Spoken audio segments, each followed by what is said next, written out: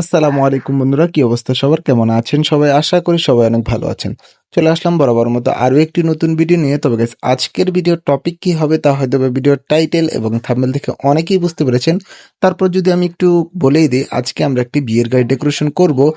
আজকের বিয়ের গাড়ির ডেকোরেশনটা একদম সিম্পলের মধ্যে একটা ইউনিক ডেকোরেশন হবে। আজকের এই ইউনিক এবং সিম্পল বিয়ের গাড়ির ডেকোরেশন আমরা কিভাবে করলাম, কি কি ফুলের ব্যবহার করলাম, কতগুলো ব্যবহার করলাম, তার একটা সম্পূর্ণ ধারণা দেওয়ার চেষ্টা করব আজকের এই পুরো ভিডিওতে।